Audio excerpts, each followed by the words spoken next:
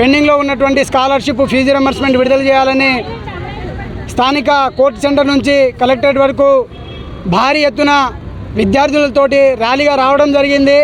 తెలంగాణ రాష్ట్ర ప్రభుత్వం, కాంగ్రెస్ ప్రభుత్వం ఎన్నెన్నో హామీలు చెప్పి ఈరోజు గద్దెనెక్కిన తర్వాత విద్యా వ్యవస్థను గాలికి వదిలేసి ఈరోజు విద్యారంగ సమస్యలు పట్టించుకోకుండా కాలయాపన చేస్తూ ఉంది. ఏదైతే పెండింగ్లో 8,000 కోట్ల రూపాయలు స్కాలర్షిప్ ఉన్నాయో తక్షణమే విడుదల చేయాలని డిఎస్ఎఫ్ఐగా డిమాండ్ చేస్తూ ఉన్నాం. అదేవిధంగా దాదాపు 33 జిల్లాలో సుమారుగా 4 జిల్లాలు మాత్రమే రెగ్యులర్ డిఓలు ఉన్నటువంటి పరిస్థితి ఉంది. ఎక్కడ కూడా ఎంఓలు రెగ్యులర్ ఎంఓ లేరు. విద్యాశాఖ మంత్రి కూడా కేటాయించలే. ఇప్పుడు విద్యార్థులు, అనేక మంది విద్యార్థులు తీవ్ర ఇబ్బందులు గురవుతూ ఉన్నారు. ఈరోజు వాళ్ళకి స్కాలర్షిప్ లేక, ఈరోజు వాళ్ళకి మెస్ బిల్లు లేక అనేకటువంటి సమస్యలతో అతలాకుతం అవుతూ ఉన్నారు. కనీసం కూడా ఈరోజు మీరు ఇచ్చే మెస్ ఛార్జ్ బిల్లు ఎంత అంటే 33 రూపాయలు. 33 రూపాయలతో ఏ విద్యార్థి ఈరోజు 3 పూటల సరిపడా భోజనం తినగలరు? అయ్యా ముఖ్యమంత్రి రేవంత్ రెడ్డి గారు, నీ కొడుకు ఏమో కార్పొరేట్ పాఠశాలలో చదువుతాడు, మా విద్యార్థులేమో ఈరోజు దోమలు ఈగలు కొట్టించుకొని ఈరోజు సంక్షేమ హాస్టల్లో ఉన్నారు. వాళ్ళ బతుకులు మారాయా?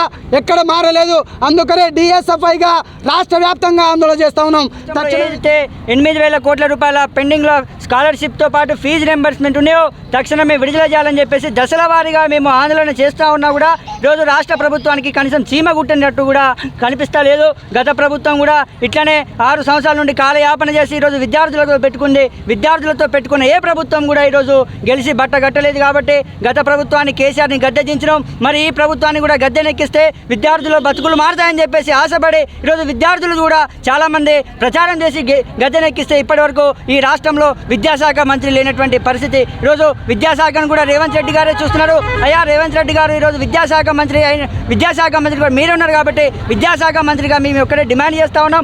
ఏదైతే మా బాధలు ఉన్నాయో తక్షణమే మీరు పరిష్కరించాలా. ఈరోజు రాష్ట్రంలో 8,000 కోట్ల రూపాయల స్కాలర్షిప్తో పాటు బెస్ట్ అవైలబుల్ స్కీమ్ నిధులు కింద ఈరోజు చాలా వరకు పెండింగ్లో ఉన్నాయి. ఈరోజు ప్రైవేట్ పాఠశాలలు కూడా విద్యార్థులను రానిచ్చినటువంటి పరిస్థితి లేదు. ఈరోజు స్కాలర్షిప్లు రాక ఈరోజు ప్రైవేట్ కాలేజీలలో టీసీలు ఇచ్చే పరిస్థితి లేదు. ఈరోజు టీసీలు ఇవ్వాలంటే ఇంటికాడ నుంచి డబ్బులు తెచ్చుకునేటువంటి పరిస్థితి ఉంది. ఇంటికాడేమో అమ్మ నాన్నలు కూలి చేసుకొని బతుకుతే వాళ్ళ దగ్గర 5,000 రూపాయలు కూడా వెళ్ళినటువంటి పరిస్థితి ఉన్నటువంటి నేపథ్యంలో మరి మా పేద విద్యార్థులు ఈరోజు ఎలా చదువుకుంటారని చెప్పేసి ఈరోజు మేము డిమాండ్ చేస్తూ ఉన్నాం. అదేవిధంగా రాష్ట్రంలో ఏదైతే మధ్యాహ్న భోజనం అమలు చేస్తామని గత ప్రభుత్వం చెప్పిందో ఇంటర్మీడియట్ చదివేటువంటి విద్యార్థులకు మధ్యాహ్న భోజన పథకం అమలు చేయాలని చెప్పేసి ఈరోజు డిఎస్ఎఫ్ఐ డిమాండ్ చేస్తూ ఉంది. అదేవిధంగా రాష్ట్రంలో 612 మండలాల్లో ఎంఈఓలు ఉంటే కనీసం రెగ్యులర్ ఎంఈఓలు లేనటువంటి పరిస్థితి ఉంది. ఈ జిల్లాలో దాదాపు 18 మండలాలకు కూడా రెగ్యులర్ ఎంఈఓలు లేరు. అదేవిధంగా ఈరోజు దంతాలపల్లి కావచ్చు, నరసింహులపేట కావచ్చు, డోర్నాకల్ మండల కేంద్రంగా ఈరోజు జూనియర్ కళాశాలలు ఏర్పాటు చేయాలని చెప్పేసి మేము డిమాండ్ చేస్తూ ఉన్నాం. లేని ఎడల ఈ సమస్యలు పరిష్కరించకపోతే ఈ